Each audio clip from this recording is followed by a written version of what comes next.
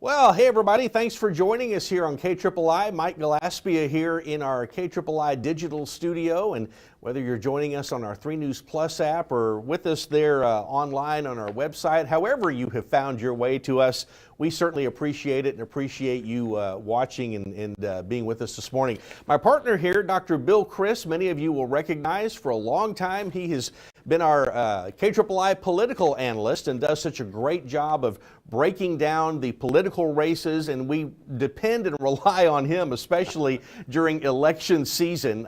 And we have got one here now that has so many things that we're going to need to talk about and that we're going to need to look at. And so our plan this morning is that we want to kind of break down maybe some of the statewide and local races, but we're also going to have some questions that people have asked. And if you'd like to ask them, there's the number, 855-6397.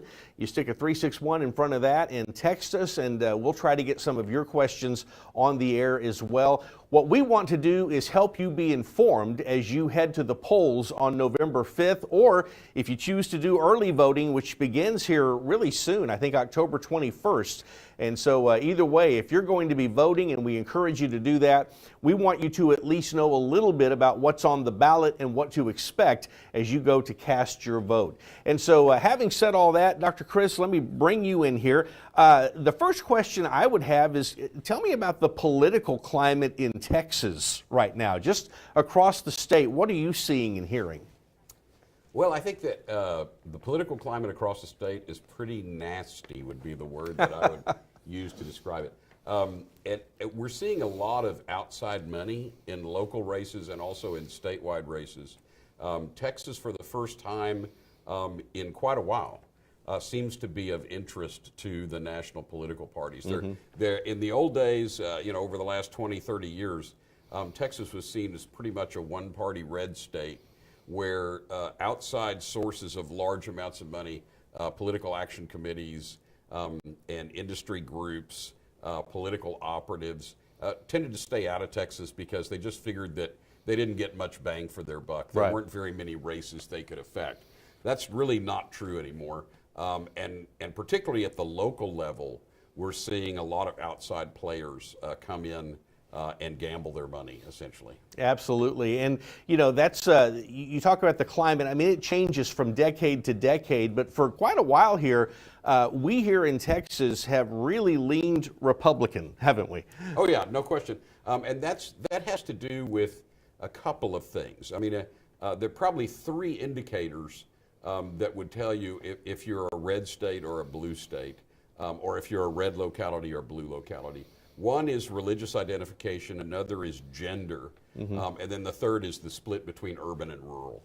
And Texas still has a very significant rural and small town population, and that makes a huge difference, and that tends to favor Republicans. Okay. Let me, some of the questions that folks have already sent in, they have to do more with city and county politics, and I want to get into that, and we don't want to ignore that because there are a lot of important races there, but this one I think is kind of general, but it talks about, does political affiliation really matter in a local race? I mean, Republicans, Democrats, when you're talking local politics, does it really matter which one I am, or if I'm independent or libertarian or whatever else? Yeah, I think it does matter. And it particularly matters in Nueces County, which is almost straight up 50-50 county. Nueces County used to be a Democratic stronghold for actually my entire life until about, between 10 and 20 years ago. Yeah. And then the Republican Party really started making inroads. You had a lot of Democratic voters who either aged off or otherwise got off the rolls, and then they weren't replaced by a younger generation. And so party identification can make a difference, and it makes a difference in this way. Most local races, and by that I'm talking about Del Mar College Board of Regents, school board, city council, those are nonpartisan elections, right? So, but if you are, in particular, if you're a Republican in Nueces County, there's a substantial party organization. There are direct mail lists, there are phone lists, there are email lists that if you are a heavy-duty Republican and you're enmeshed in the party machinery, you have access to some of those things that can help you to organize people who might be likely to vote for you even in a nonpartisan race. But other than that, I don't think party affiliation makes that much difference. It just helps you if you're part of, let's just call it the party machine on either side. That's going to increase your name identification. And those are the people who frankly vote most often, or people with the highest amount of party identification. Well, let's talk about that then. I think the biggest race across the state right now is the one between Ted Cruz and Colin Allred. Ted Cruz, of course, has been a senator for quite a while. Yeah. Colin Allred mounting a pretty good challenge from all outside appearances here as the Democrat in this race. What are you seeing about that? I mean, is Ted Cruz in jeopardy here? Ted Cruz is in some jeopardy. What you have to say about Cruz is he seems to be the least popular Republican office holder in the state of Texas. I'm not. There are probably some local office holders that we're not familiar with, and who knows? East Texas, West Texas, that are Republicans that are probably more unpopular. We just don't know about them. But in terms of high-profile politicians in Texas, Cruz is clearly behind people like Dan Patrick and Greg Abbott and even Ken Paxton, who had his impeachment inquiry and all kinds of controversy surrounding him. But in some instances, controversy really helps you as a politician because it increases your name identification and it gets the most active, most committed people on your side to be committed to you. So that's what Paxton's got going for him. Cruz, it tends to have really extreme positions on the issues, but this hasn't translated in his case to the kind of cadre of supporters, of committed supporters that you see for someone like Paxton or Dan Patrick. And that's just, there's something about Cruz that's sort of uncharismatic. I guess he has, whatever charisma is, Cruz seems to have the reverse of it. And so for the last several cycles, he tends to do worse than all the other Republican statewide office holders. And I think it's because he's just had some really bad high-profile moments. There was the debate where a fly came and sat on his head, and that was real weird. And then, there's the famous junket to Cozumel or Cancun or whatever during the hurricane or when the hurricane was about to hit. And so these things have really damaged Cruz's image. And I think Trump has hurt him a lot, too, because Trump really made a monkey out of him, and saying that his father was involved in the Kennedy assassination, and insulting his wife, and people just have a negative sort of gut reaction to Cruz, even if they agree with him on the issues. So Allred has a better chance, and Beto O'Rourke demonstrated this 6 years ago. Allred has a better chance than any other Democrats running for state office. And by the way, we want to mention this. I think most of our viewers are aware, but they're going to have their first and only debate coming up Tuesday night. And we're going to carry that live here on KIII at 7 o'clock. So be sure and tune in for that. I think that will be important. The other thing I'll say about the Allred race is something happened the other day to me that has not happened to me in a really long time. And that is some people who I know to be, they might not be card-carrying Republicans, but they certainly vote Republican in almost every election. And they're supporting Allred. Colin Allred. And I thought that, I'm like, really? Allred? Yeah, we are. And I'm like, wow, okay, well, if that's not just a one-off thing, that bodes well for Allred. He's still behind by 2 or 3, 4, 5 percentage points, but if Cruz were to make a big gaffe in the debate, or if something were to come out about Cruz that was damaging, that could cost him the 3 or 4 percentage points that he's got a lead on right now. Yeah, and so this race may be tighter than even we suspect, or even the polls are telling us at this point. But again, that's something we'll have to wait and see. Bringing it home here, I think there are some races where probably the incumbent is not in trouble, or at least not to any great degree. But you tell me if I'm wrong. U.S. Representative District 27, that's Michael Cloud, and the Democrat Tanya Lloyd there. Cloud seems to have a pretty firm hold on that, doesn't he? Yeah, and the reason for that, Mike, is that Congress is composed of 535, actually 538 members. There's three House of Representative members who don't vote. But let's just say 535. 100 of them are senators. The other 435 are members of the House of Representatives, voting members of the House of Representatives.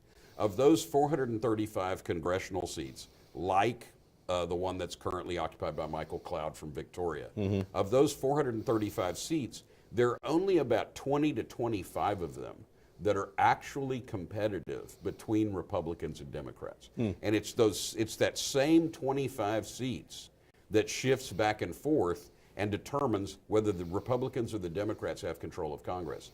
The reason that Cloud is not in any trouble is because his district was drawn during redistricting to be one of those safe districts. In this case, a safe Republican district. Right. And so the only way Cloud is going to leave is if there's a scandal or something that really damages his credibility, or if he gets beat in the Republican primary. A Democrat, unless it's Matthew McConaughey or Kim Kardashian or something, a Democrat's not going to beat him, not in that district. Going to have to be somebody with some celebrity fame and name recognition to be able to do that. There are too many rural voters. There are too many Republican voters in that congressional district. The way that it's drawn, it's Blake Farenthal's old district. Yeah.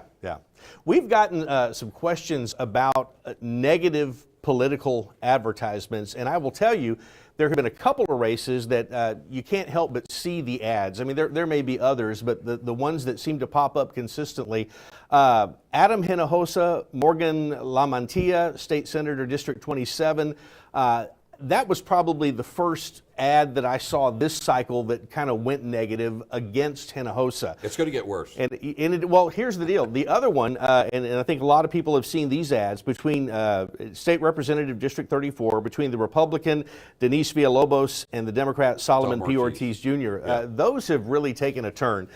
What are you seeing about all of that?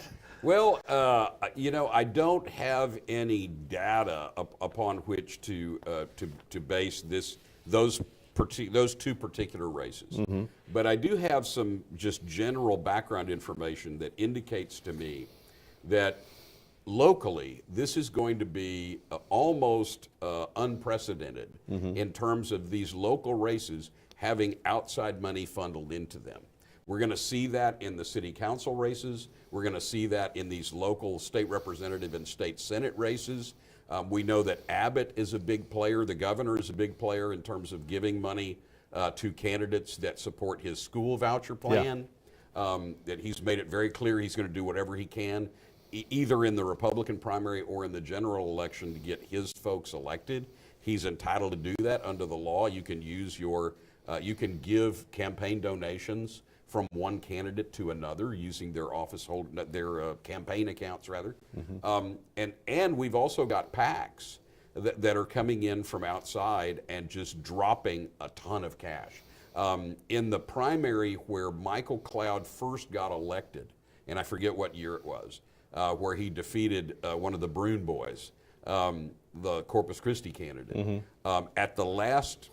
the last 2 weeks of the primary, where Cloud actually came out ahead, in the first 2 weeks of that, or the last 2 weeks of the election, there was $500,000 that a PAC contributed to buy up ads on television that really put Michael Cloud over the top. So we're going to see more negative advertising this cycle than we've seen in a long time, and we're going to see more outside money than we've seen in a long time, because people perceive that there's a lot at stake. In the state legislature, big disputes over vouchers, the school and school funding, and in the city council races and the local races, big dispute over ecological protection versus water supply and desalinization. Yeah, and I want to talk about that more here in just a bit. Let me go to one of our questions. By the way, I want to remind you, if you have a question,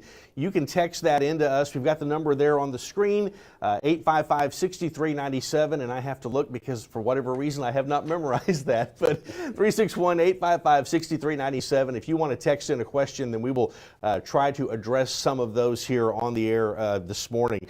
But this one coming in, talking generally about about voting in an election, and it asks the question, do people need to worry about election fraud on the local level? No, not in any significant way.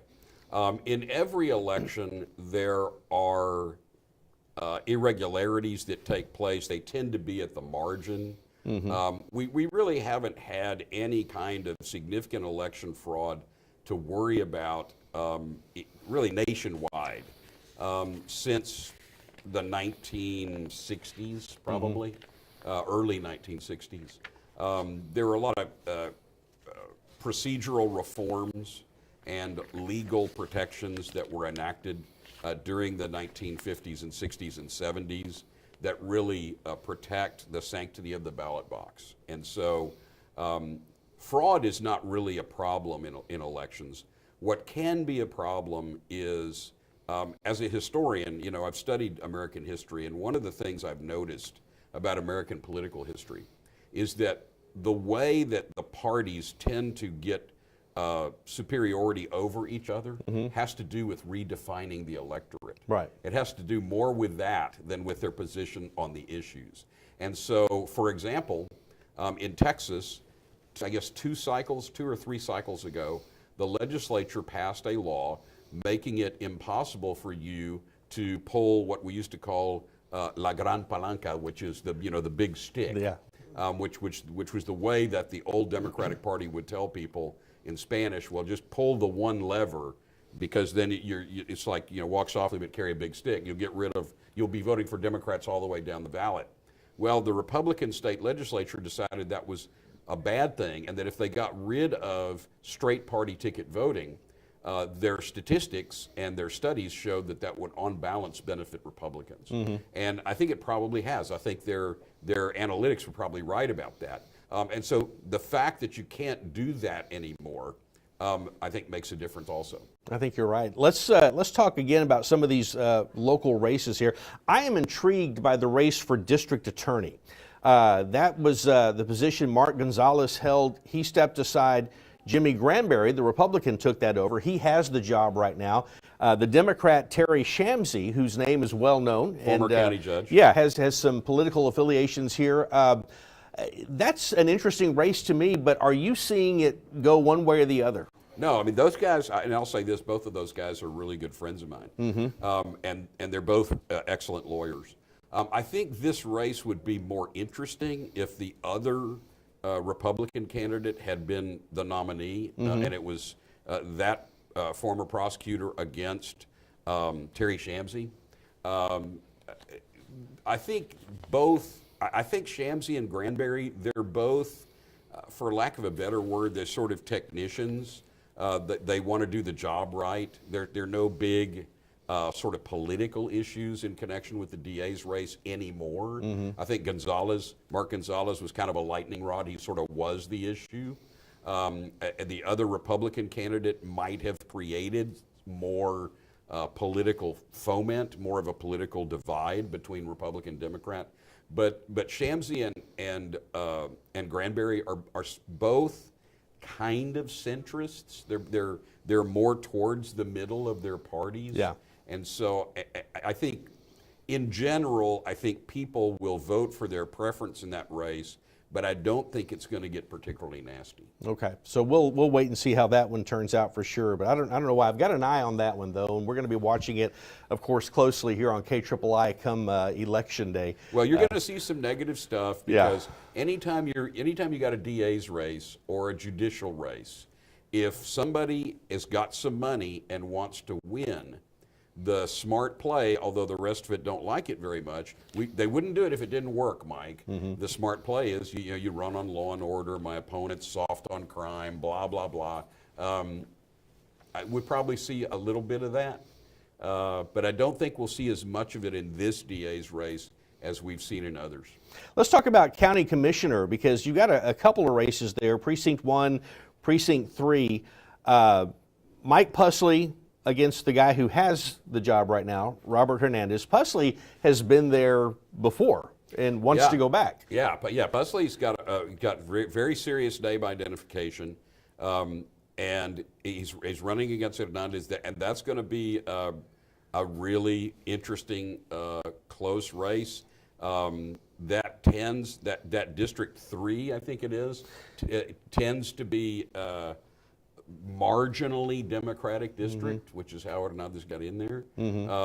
But Pusley's got a lot of name identification, so that'll be one to watch. That's going to be a real barn burner. Well, and then the other one, John Mares, and he's being challenged by Larry Cantu Jr. Mares seems to be pretty popular with voters. I think Mares has got very high name identification. Right. And I think in his district, I think he's probably relatively safe. I think that's an uphill climb for the Republicans to win that one. Before we get into talking about city council and mayor, which there's a lot to talk about there in some of those races, let me go back to one of these questions here.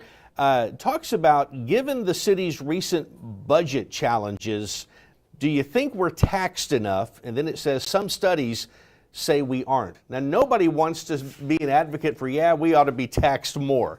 I mean, you don't win elections by coming out and saying that. You have an opinion in that area? Well, I guess in a roundabout way I do. The thing that I think we often forget, Mike, is Corpus Christi has a council manager form of government. And so the mayor doesn't run the city. This is not like the movies, right? Yeah. Where you got the old grizzled mayor of Chicago or Boston or whatever. In a back room with smoking a cigar, yeah. Making deals. We don't have that. The person who runs the city of Corpus Christi is the city manager, Mr. Zanoni. And the city council is really just kind of like a board of directors that kind of makes sure that he doesn't go off the rails. But he does the day-to-day managing of the city. And in fact, the city charter and the ordinances of the city severely limit the extent to which the city council and the mayor can mess with the city manager. About all they can do is fire him. Yeah. Discipline him, fire him, or leave him alone. Maybe give him some ideas or, sort of make some suggestions. But the person who runs the city is Zanoni. And people forget that, right? But that's why we don't pay the mayor or the city council members hardly any money, is because their job is technically supposed to be part-time. I think it's an academic question because I don't think there's any way that voters in Corpus Christi would ever vote for a property tax increase or a sales tax increase, because I don't think voters are convinced, particularly with the recent revelations, I don't think that voters are convinced that either the city or the county or anybody uses their tax money efficiently. Well, and there may be something to that. Who knows? But I just don't. I don't think people. I don't think if you go do a man on the street interview like Gene Looper used to do in front of Price's Chef. That's been a while. Yeah, and you start or Nixon Cafe before that, and you start asking people, if some man on the street, listen, said, do you think we pay enough in taxes? You're not going to get too many no's. Yeah. You're not going to get too many people say, no, we don't pay enough in taxes. Yeah, we probably all would say, absolutely, we're fine. Leave it alone, or I think, decrease it if you can. I think what's much more likely is that if we start getting into more of a financial pinch than we already are at the city level, I think what's more likely is that you will see a taxpayer-style candidate emerge who will basically say, look, we got to take a big butcher knife to the budget, and we got to stop paying for all this economic development, and we got to stop giving away these tax subsidies, and blah blah blah. That's much more likely response than we need some more money, so let's raise taxes. Well, you make a great point that I don't think a lot of people think about that often, and that is this is a city manager-led government. So let's talk about Peter Zanoni's job for a moment. I mean, how much change would have to come about on the city council for his job to be in jeopardy, or do you think that just is not going to happen? I think it would. I don't think there are enough outsiders running for the city council right now who have it in for Mr. Zanoni to make any difference, even if they all won, right? The ones who have a legitimate chance.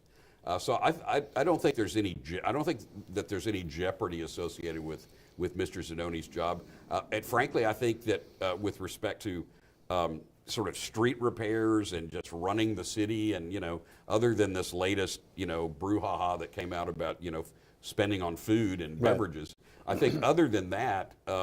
There's really not been a whole lot of controversy about him. I think he's He's perceived to be a strong manager, and I think most people think he did a good job of streamlining city processes, getting the right people in the right places, and so on.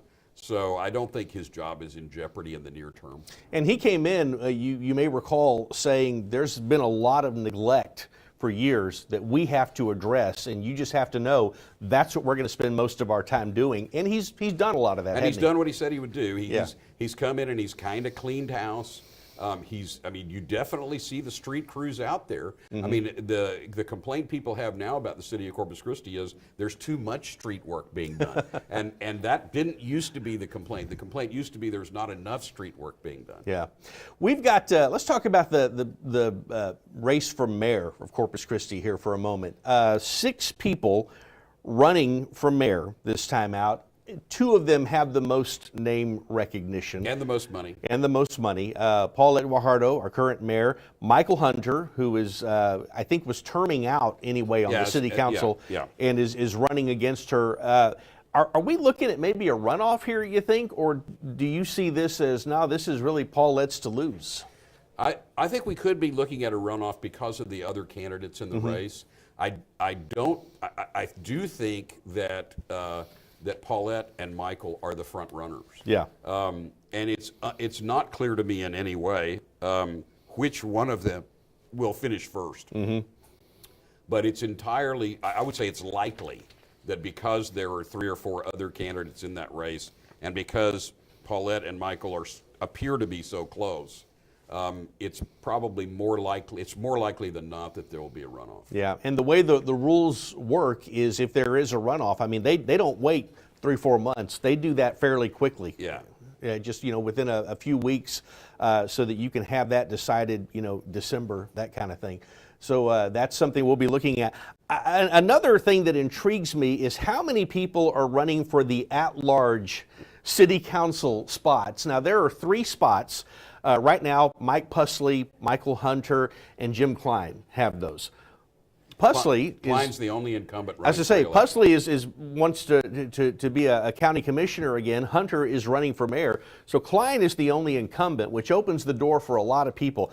I have noticed in the names of people who are running, a lot of people who have been there before, former council members, and who want to come back. You're looking at Carolyn Vaughn and Mark Scott and Larry Elizondo. In addition to that, you've got Roland Barrera leaving his district to run for one of these at-large positions. Yep. So a lot of other people who were there as well. I mean, this is a pretty big list. 1, 2, 3, 4, 5, 6, 7, 8, 9, 10 folks or so. 10 or 11, yeah, 10 or 11. What do you see happening here? Because this could go a lot of different directions. It's going to be an abattoir. It's going to be there'll be some carnage here. Carnage. We have not used that word all morning. There'll be some. Yeah, it's going to be a little bit of a train wreck. Boy, it's really interesting because up until let's say a decade ago, you could those of us who are political number crunchers could do a pretty good job of figuring out who's going to win these at-large races because we had ethnically polarized voting. Yeah. Our voting is not as ethnically polarized as it used to be. In fact, you could argue, I had this argument with somebody the other day. They said, well, it makes a big difference what your last name is. And I said, what you're overlooking is that it makes just as much difference, if not more, what your first name is, right? So if your first name is Mary and you're running against somebody named John, that may make more difference than whether your name is Smith or Garza. Right? Wow, what a great point. I had not thought about that. It clearly makes a difference in judicial races because most people's encounter with the court system usually has to do with divorce and family law. Yeah. And so women are much more likely to vote for women, men are much more likely to vote for men. But it's a lot harder now because of the way, really, frankly, it's a lot harder now because of what Trump and the Republican Party have done, and it started with Bush, making inroads into the minority community. Now, we don't have a significant voting community of black voters in Nueces County, but we do have a significant community of Hispanic voters in Nueces County. And so it's not at all clear that you can predict these races based on ethnicity anymore, because you've got not equal, but you've got significant numbers of both Spanish surnamed and non-Spanish surnamed candidates. What I think is likely to happen is the thing that's going to be difficult is if you're somebody in that at-large race, you're one of those 10, 11, 12 people, and you don't have prior government service and you don't have high name identification. Name identification tends to drive those at-large races. Right. The other thing that is hugely important that people undervalue is ballot position. And some of the candidates have been making a pretty big deal about that when they drew for those positions, Yes. and how excited they were that Yes. I'm at the top, I'm or number one. you know, that Yeah, kind of thing. I'm number two. You want to be in because remember, in the at-large election, every 2 years we elect all 3 at-large positions. And the way that works is if you're one of the top 3 vote getters and you get at least 12% of the vote, you win. There's no runoff.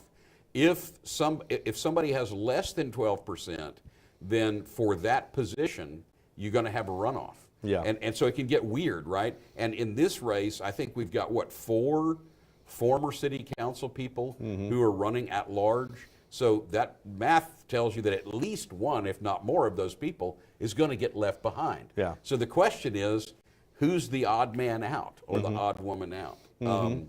And boy, that's really difficult to say. Carolyn Vaughn used to be on the council. Barrera is on the council now. Mark Scott was on the council, it was a long time ago, and he's lost a couple of races in between. Yeah. So it's who's going to get left behind. Well, and talk about the man who's there, who's running again, Jim Klein. Klein. He came in, I think garnered a lot of votes from people who were saying we need to be more sensitive ecologically to what's happening to our city, to our bays, that kind of thing. And I think those folks will continue to support him. Others who think maybe he's done a good job, he may get those votes. Do you think he's in any danger here? I think all of them are in danger. There is no telling what's going to happen because we have not seen the money get spent that is going to get spent in these city council races, because the elephant in the room is desal. Yeah. Okay, where are the desal plants going to be built? Are there any that are going to be built? How big are they going to be? Because Klein and Sylvia Campos in particular, and maybe a couple of other members of the council, but particularly those two, are seen as environmentally friendly candidates. And they've run as environmentally friendly candidates. We need to be careful about what our source of water is. We need to be careful about not screwing up the bays and estuaries. Yeah. And their campaigns are going to be well funded, including probably, although I haven't seen any data on this, they may get contributions from outside the city. There are certainly people who are raising money against them, and who are more on the economic development pro-industry side. So there's going to be some controversy there.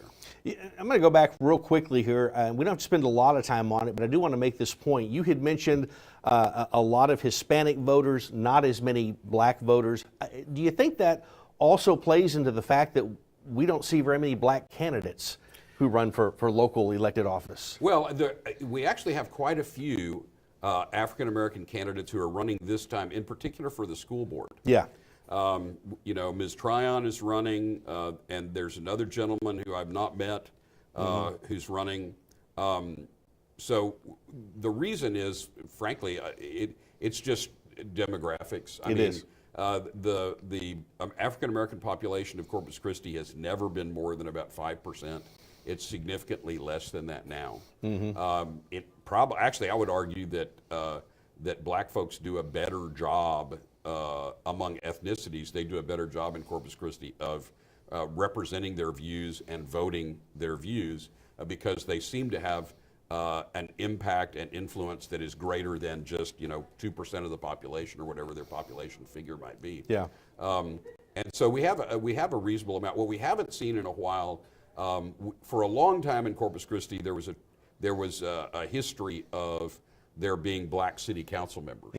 And we haven't seen that in a while. No, and I mean quite a while. I've been, covering news in Corpus Christi 20 years now, and I'm not recalling. I think Herbert Hawkins was the Yeah. last one, and that was back in the early 90s, late 80s. Yeah. So, yeah, I mean, but one of the things that's really interesting about, and boy, you talk about negativity, the presidential, I've seen some negative presidential campaign ads. There have right? been a few. And we're gonna continue to see more of those, more than we've seen in a long time in Nueces County, because the presidential campaigns generally aren't going to spend money in Texas. Yeah. But I think the Democrats see an opportunity, and they have so much money. The latest report I saw was that Kamala Harris and Tim Walz have raised $1 billion. And that's a lot of dough. That's with a B. That's a lot of advertising. It is. That's a lot of advertising. It is. We're seeing that in Texas, and we'll continue to see that, as you said, as we get closer to people actually going and being able to cast their votes. Let me get back to the city council here for a moment, because we're continuing this theme of I've been there before, I want back in. Right. In District 1, Everett Roy, Billy Lerma, some others who are running. Billy Lerma has been there before. Right. District 2, it's the same thing. Ben Molina, Sylvia Campos. Right. Tell me what you're seeing in these. I really, the Everett Roy, Billy Lerma thing, I don't have a handle on. Yeah. I'm not sure what the dispute, if any, is between those two guys on the issues, other than they're just running for the same office. Right. The Campos and Molina thing is a classic example of what I was talking about earlier. That is really almost a proxy race between the pro-environmental faction and the pro-business growth faction. And it's pretty clear, that's who's lined up behind those candidates. And it'll be interesting to see what the turnout is in that district, because that district in particular has had declining turnout over the past several election cycles. And so, Molina's got name identification. He's certainly been elected from that district before. And Campos, I think, is just a one-term incumbent. And so that's really anybody's race. That's going to be one of the most interesting races to watch, because I think it will be close, and I don't think you can predict who's going to win. And so people will be voting on, do I like what Sylvia Campos has done in the 2 years she's been there, or did I like what Ben Molina did in the several years he was there? I mean, that's kind of what it comes down to here. Yeah, and a lot of this is, especially in these city council single-member district races, because remember, you're talking about, this is a small sample size, okay? Right. We're talking neighborhoods now. We're not talking about citywide or countywide or statewide. We're talking about neighborhoods. We're talking about, does the guy who lives across your back fence like you? Because if he doesn't, he's going to go tell the other people down the street to vote against you. I had students in political science and history classes out at the university who would tell me, well, I'm never voting for that guy. And I'm like, why? I said, well, because I work at thus and such a restaurant, and he's a terrible tipper. I mean, those are the kind of things that can lose you elections. They can. When you're talking about neighborhood level, stuff, especially in, District 5, you tend to see more votes in District 5. District 4, you tend to see more votes in District 4. District 1, you tend to see a lot of votes there. 2 and 3, not as many. And those things get adjusted. The boundaries get adjusted every so often to account for that. So it's going to be very tight. The other thing, coming full circle with what I said before, Mike, you got to remember, in that race between Molina and Campos, one of them is a woman and the other one is a man. And you said that makes a difference for some people who go to cast that ballot. We mentioned the other districts. District 5, Gil Hernandez wanting to continue in that role, running against David Pena. Yeah, and Pena, I've seen some signs out, and I've heard some talk about him. So I don't think this is just an everyday, ordinary, somebody deciding to challenge the incumbent. I think Pena's a little more well-heeled candidate than you would expect for the first time out. I think you'd still have to give the incumbent Gil Hernandez a little bit of an edge. He's been there a long time. He seems to be pretty popular. He doesn't have any real. He's sort of middle of the road and doesn't really have any enemies on either side. Yeah. And so he's going to be harder to beat, but Pena's putting on a good race. Well, we're guaranteed, again, in the single member of the district races here, we're guaranteed to have at least 2 new people on the council, because you look at District 3 and District 4. District 3, we mentioned Roland Barrera is running for one of the at-large positions now. That leaves that district wide open. District 4, Dan Suckley has decided not to continue on the council. And so you've got several people, again, some with a little bit of name recognition, who have run perhaps in races before. For other stuff before, yeah. Who are now jumping into District 4. What are you seeing happening there?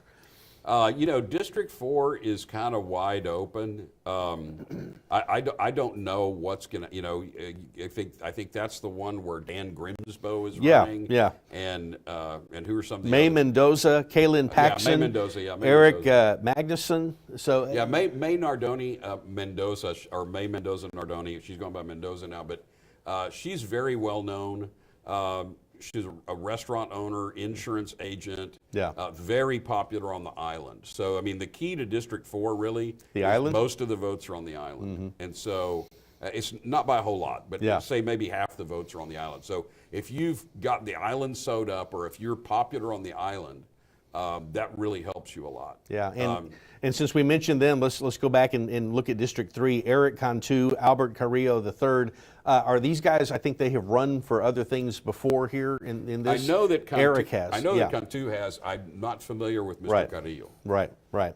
So again, you're looking at some change coming to the city council. Right. If for no other reason than just based on those two, and then of course one way or the other. Yeah, the at-large. What'll be interesting, I think. One of the most interesting questions in the city council races is, will we have anybody who breaks through in the at-large races other than people who have been on the council before? Yeah. Are there any newcomers, this Motagasi guy, or are there any of these newcomers that will break through?